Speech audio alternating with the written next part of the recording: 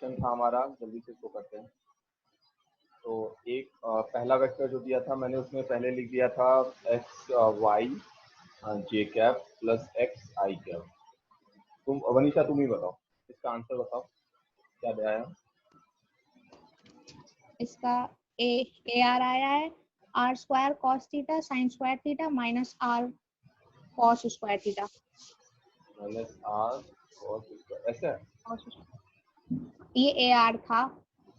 ये A R है। ये सही लग रहा है तुम्हें? चेक करो तुम, यही का है क्या? मुझे यही है,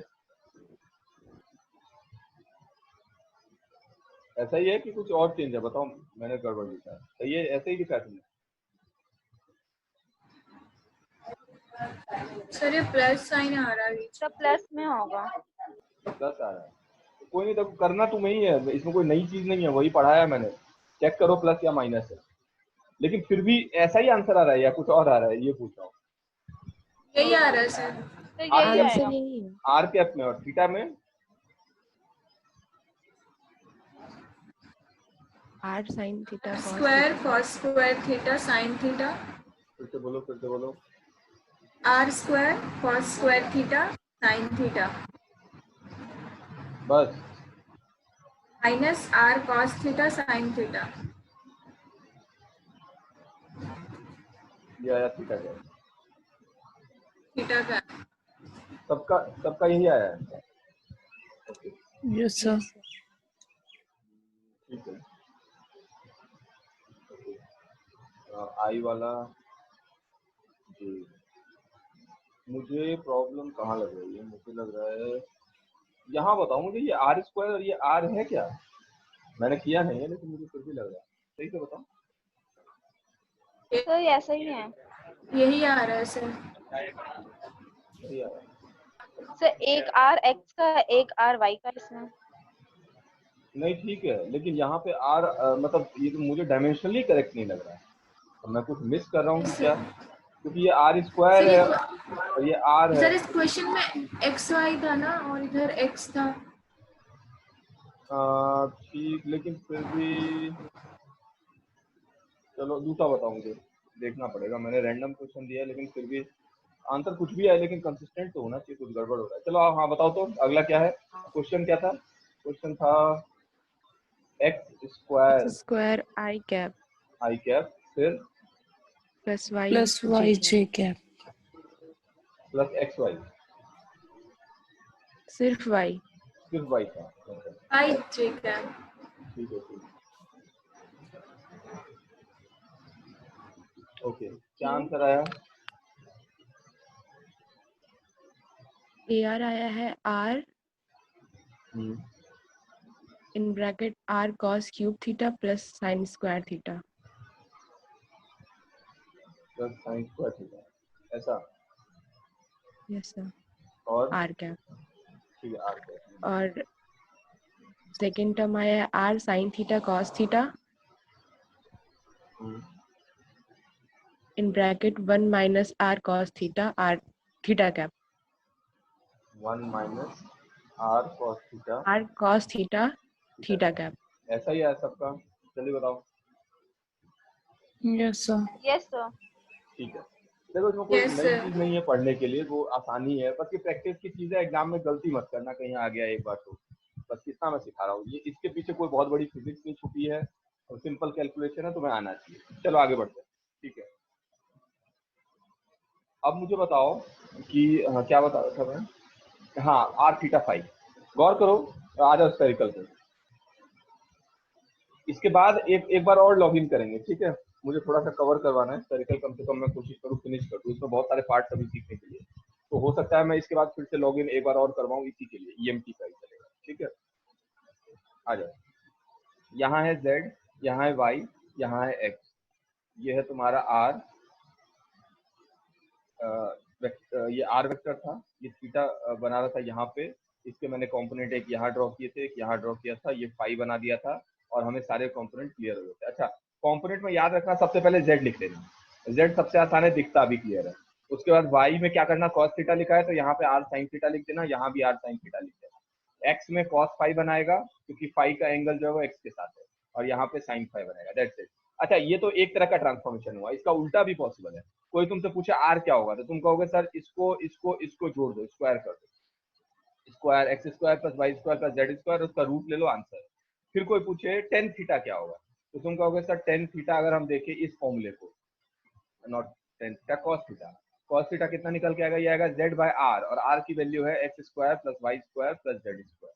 ओके, फिर किसी ने पूछा कि टेन फाई क्या होगा, तो टेन फाई इन दोनों को डिवाइड कर दो, इसको इससे डिवाइड कर दो, आंसर आएगा वाई बाय। तो देखो सारी चीजें हमने निकाली, ठीक है, इस तरह हमें करना था। ओके, एक क्वेश्चन देख लो, अगर इतना ये ट्रांसफॉर्मेशन आ गया तो इसके बेस पे एक छोटा सा क्वेश्चन कैसा होता है वो देखो।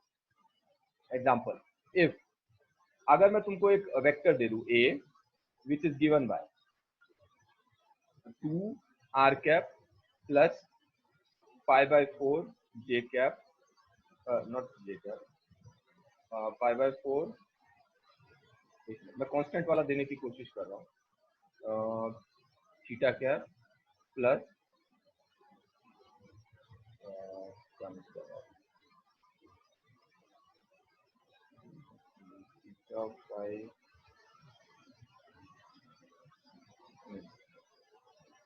एक मिनट, इसको मतलब मुझे प्रॉपर बनाना पड़ेगा। चलो ठीक है, मैं असाइनमेंट कर रहा था, मुझे बिल्डअप देखो। मैं क्या कर रहा था, मैं क्वेश्चन ये देने वाला था कि मैं तुम्हें आर, थीटा और फाई के लिए मैं क्या करता, तुम्हें एक कुछ वैल्यूज दे देता एक कोऑर्डिनेट सिस्टम से, और फिर कहता दूसरे में बदल दो। मैं क्या करूँ, एक्स वाई जेड दे दूँ तुम्हें, ठीक है। हाँ चलो इसको करके दिखाओ, इजी वाला क्वेश्चन।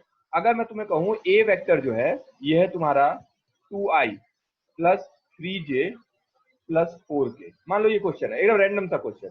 अब मैं तुमसे कहूँ कि नहीं, अभी नहीं, छोड़ दो, कोऑर्डिनेट ट्रांसफॉर्मेशन अभी सिखाया नहीं, अभी होल्ड करो, टाइम लग जाएगा, बाद में करेंगे, तो लास्ट वाले में करेंगे। अभी मैं पहले सोचा था कांस्टेंट का करवा दूं, लेकिन फिर से मुझे आई डॉट आर वो तो करवाना पड़ेगा, तो वो बाद में, अभी नहीं, मिक्स मत करो, जाने दो। आ जाओ, तो अभी पहले एंगल पे एनालाइज कर लेते हैं सबसे पहले, और अभी हमारे लेंथ एलिमेंट सारे कुछ बाकी है। ओके, अब मैं तुमसे क्वेश्चन ये पूछता हूँ, आ जाओ। सबसे पहले मुझे बताओ, मुझे डिनोट करना है सबसे पहले एक्स एक्सिस को, उसके बाद दिखाना है वाई एक्सिस को, फिर दिखाना है जेड एक्सिस को, पहला काम। फिर मुझसे किसी ने पूछा अब ये बताओ एक्स वाई प्लेन कैसे लिखूं, मैं डिनोट कैसे करूं, फिर वाई जेड प्लेन कैसे डिनोट करूं, और फिर पूछा गया ये एक्स जेड प्लेन कैसे डिनोट करूं। ये क्वेश्चन मुझसे पूछा गया, ठीक है। 6 क्वेश्चन है मेरे पास, आ जाओ। पिक्चर हमारे पास क्लियर है, ऐसा कोई पिक्चर है, एक एक करके सारे सबके आंसर निकालने की कोशिश करते हैं, ठीक है। तो यहाँ पे हमारे पास है z, y और x। ओके, हमें ऑलरेडी पता है एंगल कौन सा कहाँ पे है, ये वाला एंगल जो था वो थीटा था, और नीचे जब फॉल करता है तो ये वाला फाई हो जाता है, ठीक है। आ जाओ, सबसे पहला क्वेश्चन, पहले क्वेश्चन का आंसर कौन कौन है। वनीशा तुम बताओ मुझे, वनीशा तुम आंसर दो। मुझे एक्स एक्सिस लिखना है, इसके लिए मेरे कोऑर्डिनेट्स क्या होने चाहिए, सारा आंसर थीटा फाई में चाहिए मुझे, ठीक है। थीटा फाई, ये आर थीटा फाई के करस्पॉन्डिंग में चीजें पूछ रहा हूँ। मुझे एक्स एक्सिस पे जाना है, इसके लिए मैं थीटा फाई की या कौन सा कंडीशन रख दूं कि मुझे एक्स एक्सिस दिख जाए, क्या करना चाहिए।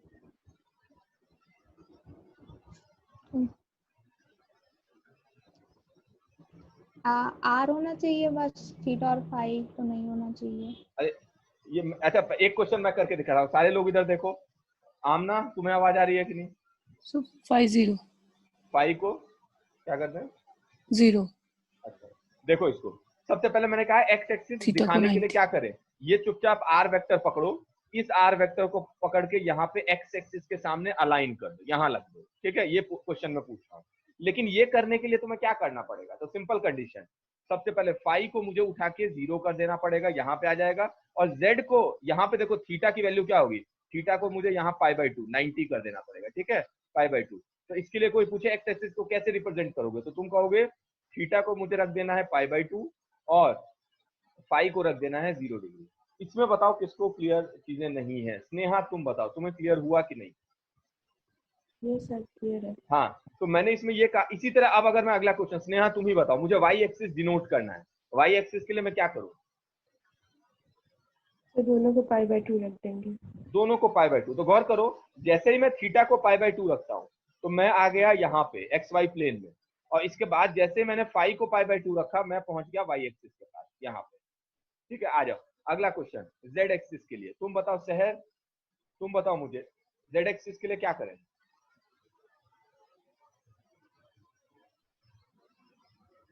जेड एक्सिस के लिए थीटा और फाई क्या होना चाहिए? शहर सुन पा रही हो? हाँ यस बोलो, सर, 5 क्या रखें? आवाज नहीं आ रही सर, थी। 5 को पाई, ये सर 5 को पाई कर देंगे। फाई को पाई कर दें। थीटा पे बताओ, पहले थीटा बताओ। Sir theta 0। थीटा को 0 कर दो पहली चीज, और उसके बाद गौर करो फाई को हम, अच्छा फाई को मैं पाई बाय 2 रखूं, पाई रखूं, कुछ भी रखूं, फर्क नहीं पड़ेगा, लेकिन मैं क्या करूंगा, मैं 0 से शुरू करूंगा, क्योंकि इनिशियल कंडीशन 0 ही होती है। किसी भी चीज की इनिशियल कंडीशन 0 ही होती है। अच्छा ये मत कहना कि सर पाई बाय 2 भी तो हो सकता है, कोई बड़ी बात नहीं, पाई भी हो सकता है, लेकिन मैं कह रहा हूं कि फाई को 0 रखो, मतलब शुरुआत तो फाई 0 से हुआ था, और थीटा को जैसे ही मैं फाई 0 होने का मतलब यहाँ पे होता है, और थीटा को 0 करने का मतलब तुम पहुंच गए जेड एक्सिस पे, इसका मतलब तुम्हारा वेक्टर जेड एक्सिस पे चला गया। ये सबको क्लियर है? बताओ स्नेहा, तुम्हें समझ आया क्या कहा मैंने? Yes sir. चलो आगे तुम बताओ वनीशा, एक्स वाई प्लेन के लिए मैं क्या करूं?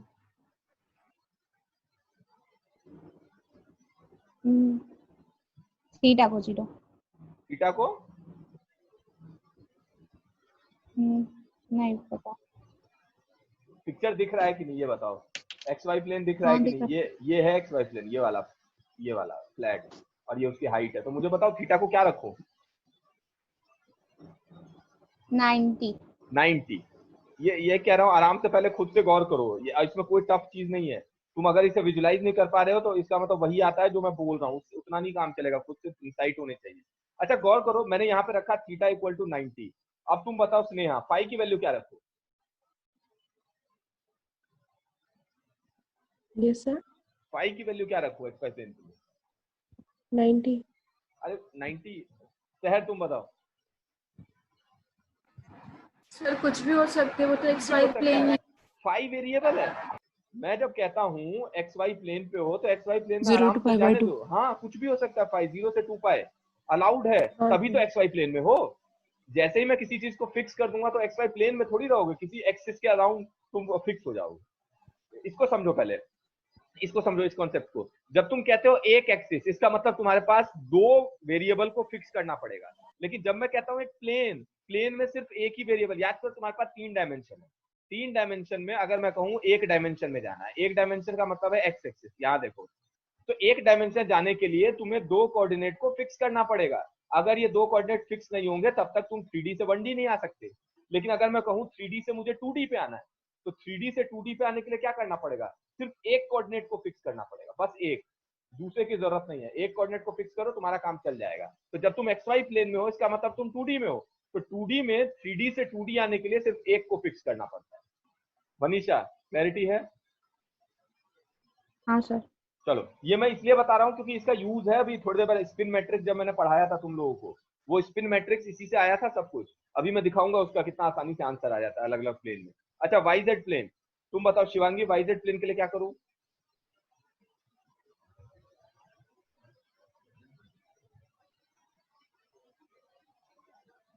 शिवांगी नहीं है क्या? बोलो। सर आवाज नहीं आ रही है। मैं कह रहा हूँ वाई जेड प्लेन के लिए क्या करूं? What should be the angle for Y Z plane? आवाज आई कि नहीं शिवांगी?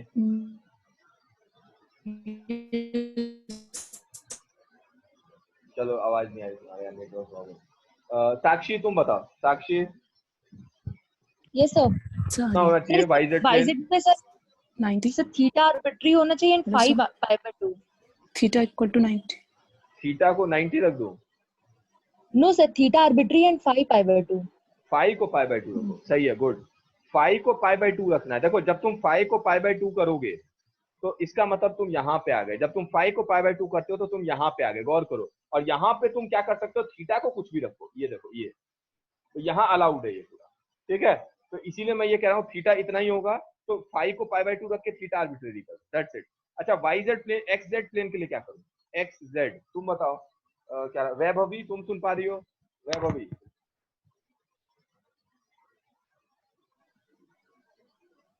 वैभवी है भी कि नहीं? सो इसके लिए 5 0 हो जाएगा। फाई को 0 कर दें तो हमारा काम चल जाएगा, ठीक है। फाई इक्वल टू 0, ठीक है। तो 0 का मतलब है हम इस प्लेन में, ठीक है। फाई को जैसे ही 0 करोगे इसका मतलब x यहाँ रहेगा और z यहाँ और पे। थीटा अब इस प्लेन में बन- तुम आराम से घूम सकते हो जहां भी घूमना हो, ठीक है। तो उस प्लेन में चले जाओगे तो फाई इक्वल टू 0 अलाउड है, इस तरह से। तो गौर करो, इस तरह से तुम सारे केस ले सकते हो, अलग अलग प्लेन के लिए अलग अलग कंडीशन डाल सकते हो, ठीक है। इतना इसमें मुझे बताना था, इस चीज को इस तरह से समझना है। आ जाओ, अब अगर तुम्हें याद करो क्वेश्चन पूछा गया था, ध्यान करो, तुमसे पूछा गया था, याद करो, सबसे पहले एक 3D का मैट्रिक्स लिखा था तुमने, स्पिन वाला। स्पिन वाले मैट्रिक्स में पूछा गया था एक सिग्मा है, इसका डॉट लेना था एन कैप में। तुमने क्या किया था? एन कैप, याद करो, तुमने यहाँ पे सिग्मा एक्स, सबसे पहले सिग्मा एक्स लिखा, यहाँ पे साइन थीटा, और उसके बाद लिख दिया था कॉस फाई। अब तुम्हें क्लियर हो रहा होगा ये साइन थीटा कॉस फाई क्यों आया, क्योंकि ये एन जो है एक्चुअली में आर कैप है, याद रखना ये एन आर कैप के बराबर है, यूनिट वेक्टर। आ जाओ, उसके बाद आया सिग्मा वाई, ये हो गया साइन थीटा साइन फाई। उसके बाद पूछा गया सिग्मा जेड, और ये हो गया कॉस थीटा। अब इसको मैट्रिक्स अगर मैं बनाऊं तो मेरा आंसर आता है कॉस थीटा, यहाँ पे आता था माइनस कॉस थीटा, यहाँ आता था यहाँ पे क्या आता था e to the power minus i phi यहाँ आता है, और यहाँ पे साइन थीटा आता है, यहाँ पे भी साइन थीटा आता है, और e to the power I phi आता है। ये आया तुम्हारा sigma at in any direction N cap, ठीक है, या आर कैप, आर्बिट्रेरी डायरेक्शन का था। अच्छा अब मुझे बताओ कि मैं तुमसे पूछूं कि ये मैट्रिक्स मुझे एक्स वाई प्लेन में लिखनी है, एक्स वाई प्लेन में मैट्रिक्स, और इसका आइगन वेक्टर भी याद करो, मैंने बताया था 2 आइगन वेक्टर थे, तुम लोगों ने ये भी याद किया होगा। इसमें आता है cos theta by 2 E to the power I phi, और यहाँ आता है साइन थीटा बाई 2, ये प्लस वन के लिए, और माइनस 1 के लिए इसका आइगन वेक्टर जो आया था वो था sine theta by 2 E to the power I phi, और यहाँ आता है माइनस कॉस थीटा बाई 2, ठीक है। ऐसा कुछ आइगन वेक्टर हम निकाल चुके थे, मुझे जहां तक याद आ रहा है। अच्छा अब मुझे बताओ कि तुम्हें पॉलीमेट्रिक्स निकालना है सिग्मा, और ये निकालना है तुम्हें एक्स वाई प्लेन के आर्बिट्रेरी एन कैप में, तो इसका आंसर क्या होना चाहिए? अब मुझे बताओ, तो कौन बताएगा, कौन इंटरेस्टेड है बताने में? जल्दी से, वनीशा तुम बताओगे, ट्राई करोगे? वनीशा, थीटा को 90 रख सर देंगे। थीटा को 90, तो 90। गौर करो एक्स वाई प्लेन जाने के लिए थीटा 90, तो जहां जहां थीटा है वहां 90 रख, हाँ तो वो ठीक है। cos 0 हो जाएगा ये। हाँ तो ये वाला तो 0 0 ही हो गया, साइन थीटा 1 होता, तो आंसर आया e to the power minus i phi, और यहाँ आया e to the power I phi. अब क्या आइगन वैल्यू, पावर आई फाई, अब आइगन वैल्यू पे कोई फर्क नहीं पड़ेगा, इस चीज को यूनिवर्सल ट्रूथ मान के चलो। आइगन वैल्यू चूंकि थीटा और फाई पे डिपेंड ही नहीं करता, तो वो प्लस माइनस 1 ही रहने वाला है। अच्छा आइगन वेक्टर बदल जाएगा, आइगन वेक्टर में cos थीटा बाई 2 है, cos थीटा बाई 2 का मतलब 45, तो ये जाएगा e to the power I phi root 2, तो 1 बाई रूट 2 बाहर ले लो, और यहाँ पे आ जाएगा 1, और ये वाला जाएगा e to the power I phi, और यहाँ आ जाएगा -1, और यहाँ 1 बाई रूट 2 बाहर। क्लैरिटी है? आमना तुम बताओ, आमना तुम्हें आवाज आ रही है अब? हेलो, हाँ आमना बताओ, आवाज आ रही है मुझे, बोलो, अब क्लियर हुआ ये? यस ठीक है, तो स्पिन वाले क्वेश्चन ऐसे ही सॉल्व करने। अब अगर कोई पूछे वाई जेड बता दो तो एक रख देना एंगल, कोई पूछे एक्स जेड बता दो, तो अब कुछ है ही नहीं इसमें। तुम अगर एक बार कंडीशन सीख गए कि कैसे उस प्लेन में जाया जाता है, और उसे सारा विजुलाइज करना है, ऐसा नहीं कह रहा हूँ कि मैंने जो बताया वैसे ही करना है, तुम्हें खुद से देखना है कि तुम आर वेक्टर को देख पा रहे हो, और थीटा पाई में उसका क्या कॉम्पोनेंट है, किस प्लेन में चला जाता है, इतना कर पाओगे तभी जाके कोई न्यूमेरिकल हैंडल कर पाओगे। चलो आगे बढ़ते हैं, इतना अगर सीख गए तो आगे चलो। ओके, तो मैंने बेसिक्स बता दिए, अब जरा आगे बढ़ते हैं बड़ी चीजों के लिए। तो सबसे पहला क्वेश्चन जो आया कि ये एलिमेंट्स जितने थे वो बता दो। तो एलिमेंट में सबसे पहला काम करते हैं डीएल। डीएल क्या होता है? तो मैंने कहा सबसे पहले क्या लिखोगे, आर लिख दो, थीटा कैप लिख दो, फाई कैप लिख दो, आ जाओ, फिर डी आर लिख दो, फिर डी थीटा लिख दो, और फिर डी फाई लिख दो। चलो ये भी ठीक है। उसके बाद किसी ने पूछा आप क्या करें, तो डी आर है, उसको तो कोई फर्क ही नहीं पड़ता, डायमेंशनली भी करेक्ट है, इसका डायमेंशन लेंथ का है, इसका भी लेंथ का है। थीटा यहाँ पे क्या आएगा, यहाँ पे आर डी थीटा आ जाता है, जैसे पोलर में था वैसा ही कुछ आ जाता है। और डी फाई में ऐसा नहीं होता, यहाँ पे एक्स्ट्रा आ जाता है आर साइन थीटा, ये क्लियर रखना। यहाँ 3 कॉम्पोनेंट, यहाँ देखो 1 है, यहाँ आर है, यहाँ पे r sin थीटा है और dr d theta d phi, ऐसा तो होना ही चाहिए था। आ जाओ पिक्चर से देखते हैं ये कैसे हुआ। सबसे पहले पहला पिक्चर बनाते हैं थीटा वाला। थीटा में मैंने तुमसे कहा कि मान लो ये है तुम्हारा r और ये घूम के थोड़ा सा इधर गया। अच्छा एक चीज याद रखना, यहाँ पे थीटा ये है, अगर थीटा ये है तो ये थीटा कैप होगा, ध्यान रखना ये है थीटा कैप नीचे की तरफ आता हुआ, ये थीटा कैप है, तो ये हो जाएगा तुम्हारा छोटा सा डी थीटा। और अगर मैं पूछूं ये कितना होगा तो तुम कहोगे सर ये आर डी थीटा होगा। यही आर डी थीटा चूंकि लेंथ है तो इसीलिए मैंने इसको आर डी थीटा लिखा है। ये क्लियर हुआ सबको? स्नेहा तुम बताओ, क्लैरिटी है? Yes sir. अच्छा इसका अगला पार्ट क्या है? मुमताज तुम सुन पा रही हो कि नहीं मुझे? मुमताज तुम बोलो, तुम्हें आवाज आ रही है कि नहीं मेरी? मुमताज मुझे तुम्हारी आवाज नहीं आ रही। चलो आ जाओ, कोई नहीं करो इसको। यहाँ देख लो, अब गौर करो, यहाँ पे था तुम्हारा आर और आर को जब मैं ऊपर करता कॉम्पोनेंट तो ये आता था आर कॉस थीटा। इसी आर को जब मैं नीचे करूंगा तो ये कॉम्पोनेंट आएगा आर साइन थीटा। अब देखो क्वेश्चन क्या पूछा गया। क्वेश्चन पूछा गया कि ये यहाँ से यहाँ तक फाई है, अब क्या करो इस फाई को थोड़ा सा आगे बढ़ा दो। ये कितना होगा? तो तुम कहोगे सर ये तो आर है, ये छोटा सा डी फाई है और ये आर साइन थीटा है, तो ये हो जाएगा R sine theta D phi. इसका मतलब ये एलिमेंट जो होगा वो R sine theta D phi के नाम से जाना जाएगा। यहां तक क्लैरिटी है? वनीशा तुम्हें समझ आया? हाँ सर। चलो अगर समझ आ गया तो वनीशा मुझे ये बताओ डी टाउ क्या होगा? डी टाउ क्या होना चाहिए तुम्हारे हिसाब से? जल्दी सारे एलिमेंट को लेंगे, मल्टीप्लाई कर देंगे। बताओ कितना है? R square sine theta D R D theta D phi. चलो यहाँ देखो, सही है, गुड। यहाँ पे सबसे पहले मैंने कहा था जितने एलिमेंट हैं उनको उठा के रख दो एक साथ, तो मेरा आया एक डी आर, एक आया आर डी थीटा और एक आया R sine theta D phi, और इनको एक साथ में करूंगा तो मेरा आंसर आएगा R square sine theta D R D theta D phi. तुम लोगों को रट जाएगा, इलेक्ट्रोडायनेमिक्स खत्म होते होते ये सब याद हो जाएगा। अगर नहीं याद हुआ तो एग्जाम में तुम एफिशिएंट नहीं हो, क्योंकि ये रट जाना चाहिए। इतनी बार तुम्हें करना पड़ेगा ना, बार बार न्यूमेरिकल्स में, ये सब याद हो जाएगा। ठीक है, आ जाओ। अब मुझे सबसे पहले 1 मिनट का टाइम दे रहा हूँ। Find out volume of a sphere. शुरू हो जाओ सारे। Find out volume of a sphere. इसमें मैं बताता हूँ क्या क्या चीज ध्यान रखना है तुम्हें आगे के लिए। Find out volume of a sphere. सबको आता है आंसर, मुझे पता है, चुपचाप इंटीग्रेशन से लाके दिखाओ जल्दी से। 1 मिनट का टाइम।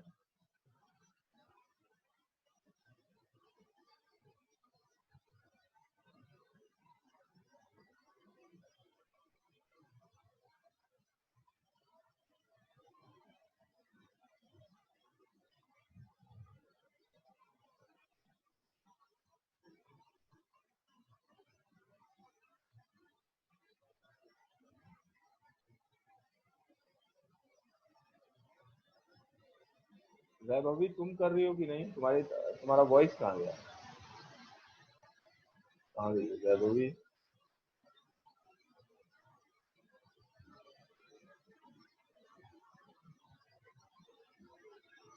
तुम क्वेश्चन कर रही हो कि नहीं? तुम्हारी आवाज नहीं आ रही। चलो ठीक है, करो क्वेश्चन करो, जो बोला गया है वो तो सॉल्व करो।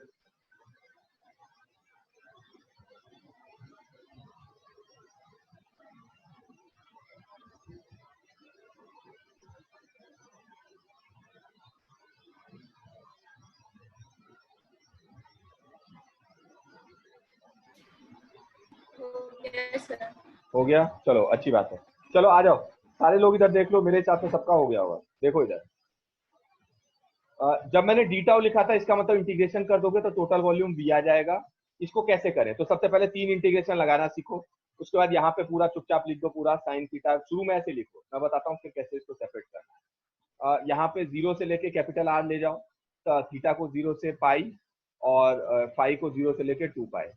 अच्छा उसके बाद ग्रुपिंग करना शुरू करो। आर स्क्वायर डी आर, इसका इंटीग्रेशन हो जाएगा 0 से लेके आर तक, ये एक ग्रुपिंग में लाओ। उसके बाद यहाँ पे साइन थीटा डी थीटा की एक ग्रुपिंग करो और इसको ले जाओ तुम 0 से लेके पाई तक।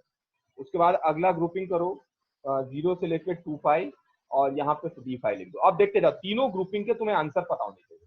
याद रखना यहाँ तीनों अलग है, आगे में कुछ आ जाएगा इंटीग्रेशन, जब आगे देखेंगे तो देखो फर्क पड़ना शुरू हो जाएगा। इसको अगर मैं सॉल्व करूं तो ये तो आसान है, आर स्क्वायर है तो R cube by 3। D phi का इंटीग्रेशन सबसे इजी है, ये हो जाएगा 2 पाई। डी फाई का इंटीग्रेशन है 2 pi. Okay, sine theta D theta का कितना इंटीग्रेशन आया है बताओ जल्दी, स्नेहा तुम बताओ। माइनस कॉस थीटा, उसके बाद वैल्यू रखेंगे तो 2 आ जाएगा। 2 आ जाएगा। मैं तुम्हें ये बता रहा हूँ कि तुम्हें सबके सेपरेटली इंटीग्रेशन के वैल्यू आने चाहिए, क्योंकि एग्जाम में ये हेल्प कर देगा। बार बार उसी को घिसोगे उससे अच्छा है कि ऐसे करो। ठीक है, तो आंसर कितना आ गया देखो, यहाँ से एक नहीं कटना नहीं है, 4/3 और pi R pi R cube. Cube. ठीक है, तो वॉल्यूम हमें पहले से पता था, लेकिन हमने देखो इंटीग्रेशन करके निकाला। अभी और भी चीजें पूछूंगा, थोड़ी देर बात करेंगे, बहुत सारे क्वेश्चन है इसमें। अभी अभी मान के चलो यही ज्योमेट्री बार बार तुम्हें दिखेगी अगले 10-15 क्लासेस तक, क्योंकि पूरा Gaussian divergence, curl, electromagnetic theory, सब में यही क्वेश्चन आएंगे घूम फिर के। तो मैथ पे कमांड कर लो तो आसान हो जाएगा न्यूमेरिकल। ओके, अगर इतना कर लिया, अच्छा एक क्वेश्चन का आंसर दो, एक क्वेश्चन का आंसर मैं पूछता हूँ। हाँ, इसका आंसर बताओ, -1 से लेके 1 डी कॉस थीटा, इसकी वैल्यू कितनी? जल्दी से सारे लोग, 1 मिनट का time. -1 to 1 D cos theta, इसकी वैल्यू कितनी है? तो हो जाएगा।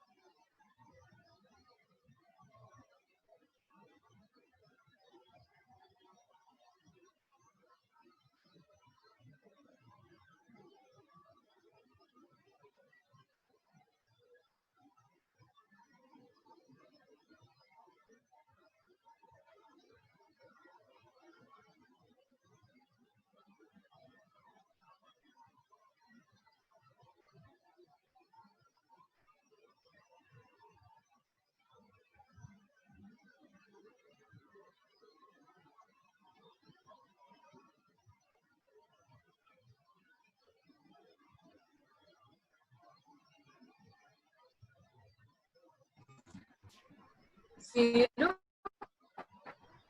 कितना आया? 0 जीरो 0। चलो तुम बताओ, आमना तुम्हारा क्या आंसर है? 2 pi. 2 pi. Pi R square. Pi R square. सबके सबके आंसर अलग हैं, अजीबो गरीब आ रहे हैं सबके आंसर। ये 2 पाई है। और बताओ स्नेहा, तुम बता दो, तुम भी कुछ अलग सा बताओ। फिर मत पूछिए हमसे। बोलो बोलो, तुम भी बताओ, देखो तो मैं कितनी वैरायटी आंसर के हो सकते हैं। बोलो जल्दी, तुम्हें क्या लग रहा है क्या होना चाहिए?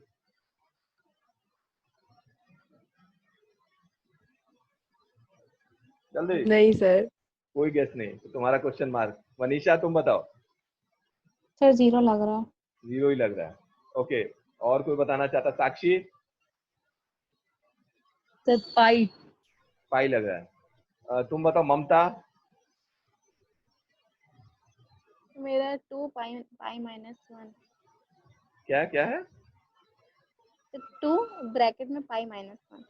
तुम्हारा? अच्छा देख लो, जितने लोग उतने तरह के आंसर है मेरे पास, और किसी का आंसर सही नहीं है। प्रॉब्लम ये है किसी का भी सही नहीं। तुम लोगों ने तरह तरह के आंसर दिए, किसी का आंसर सही नहीं। आमना तुम बताओ, आमना? हाँ आमना तुमने क्या बताया? Yes sir. क्या बताया था सर तुमने? कॉस थीटा भी हो सकता है। कॉस थीटा भी हो सकता है। अरे डेफिनेट इंटीग्रेशन है, कॉस थीटा कहाँ से आ जाएगा? चलो सर आओ। -2 sin 1। क्या क्या? अच्छा ये भी आंसर है, -2 sin 1। तुम सबने हद पार कर दी। अरे बेसिक इंटीग्रेशन है, तुम लोग सब लगे तब देख के ही घबरा गए सारे। और ये आएगा, कम से कम जीआरएफ वालों को याद रखना है ये मैं इसलिए बता रहा हूँ, ये स्टैंडर्ड फॉर्म है। देखो इसको, जब मैं लिखता हूँ -1 से लेके 1 डी कॉस थीटा, अगर मैं एक्सपेंड करने की कोशिश करूं तो ये बनेगा, कॉस थीटा का डिफरेंशिएशन कितना होता है? ये होता है sine theta minus sign theta D theta. और लिमिट, अब गौर करो, लिमिट बदल जाएगी, क्योंकि एक्चुअली में लिमिट है कॉस थीटा की, 2 लिमिट है, एक है 1 और एक है -1। तो यहाँ से थीटा की वैल्यू कितनी आएगी? थीटा की लिमिट चढ़ेगी, -1 होगा तो पाई आएगा, और 0 होगा तो इतना आएगा। तो इसका मतलब यहाँ पे -1 की जगह पाई आएगा और यहाँ पे 0 आएगा। ये डी थीटा। अब इसको अगर मैं ऊपर कर दूं, माइनस को एब्जॉर्ब कर दूं, तो आंसर हो जाएगा 0 से लेके pi sine theta D theta. अब बताओ तो कितना आंसर है?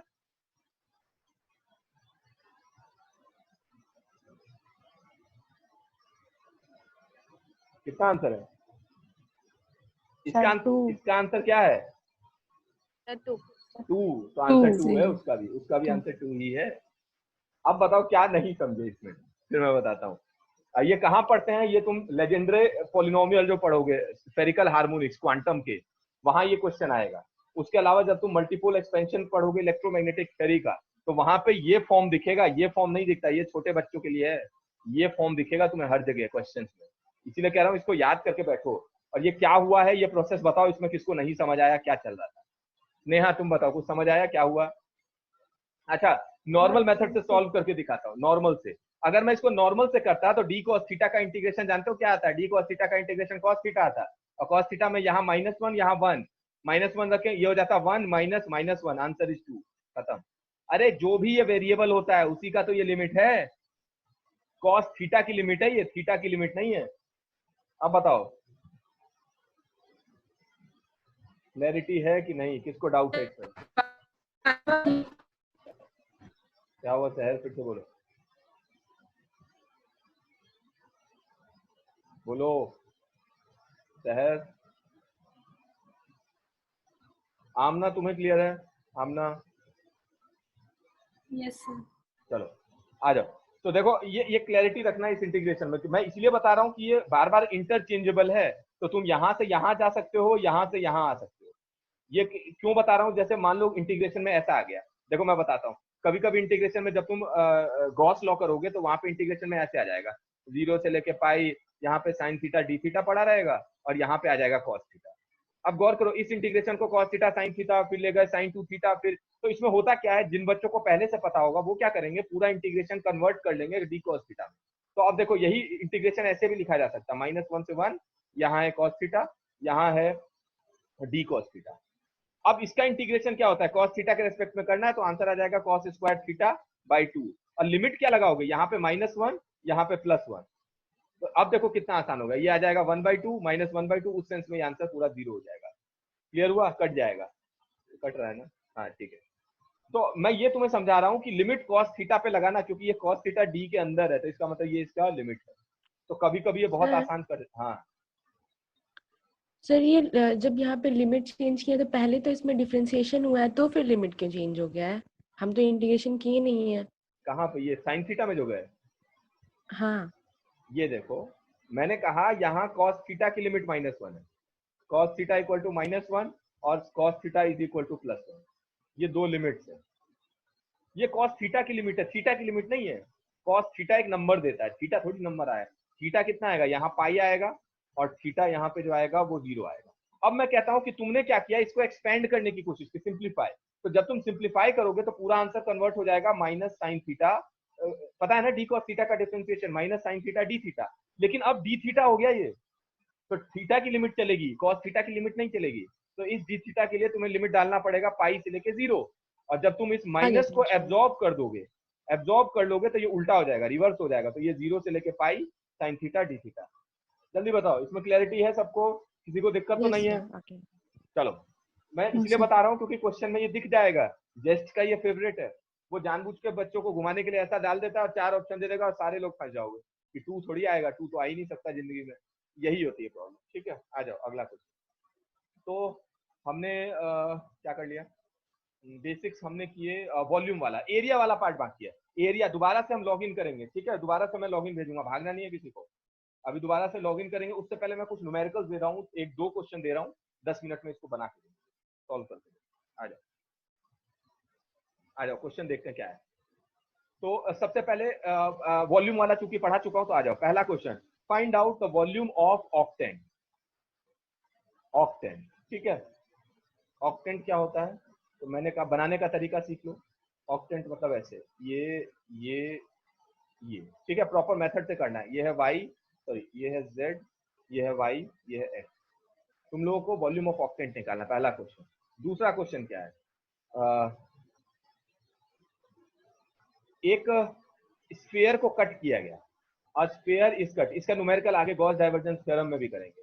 A sphere is cut in shape of ice cream cone. एक आइसक्रीम कोन के शेप में एक स्फीयर को कट किया गया। कैसे कट किया गया, मतलब देखो पिक्चर देखो, कहा गया ये z है तुम्हारा, तो इन्होंने क्या किया, ये यहां से ऐसे कोन की तरह कट किया, लेकिन अंतर ये है कि ये स्फीयर का पार्ट है, मतलब ये ऐसे भी है, ध्यान रखना। ये कोन नहीं है, ये स्फीयर का पार्ट है, ये समझ लेना, सबको डाउट नहीं होना चाहिए। मतलब मैं तुमसे पूछूं ये कितना है आर, मैं पूछूं ये कितना है, ये भी है आर, ये कितना है आर, ये आर से ज्यादा कम कुछ नहीं है, सब सेम है। ये एंगल जो है एक्सिस के साथ, ये जो एंगल बनाता है वो एंगल है तुम्हारा 30 डिग्री। तुम्हें बताना है व्हाट इज द वॉल्यूम, तुम्हें इस कट पोर्शन का वॉल्यूम बताना है, ठीक है। मेरे हिसाब से क्वेश्चन क्लियर है। स्नेहा तुम बताओ, तुम्हें समझ आया क्वेश्चन क्या पूछा मैंने? ठीक है, तो ये क्वेश्चन है। आमना तुम बताओ, क्लियर है आमना? चलो तो मुझे करके दिखाओ। अभी 5:21 हुए हैं, 5:30 5:35 से दोबारा लॉग इन कर रहे हैं। पूरा स्टेप बाय स्टेप इसको इंटीग्रेट करके आंसर लाना है, शॉर्टकट नहीं मारना है, ठीक है। चलो फिर से लॉग इन भेजूंगा, दोबारा से लॉग इन करके आगे बढ़ेंगे।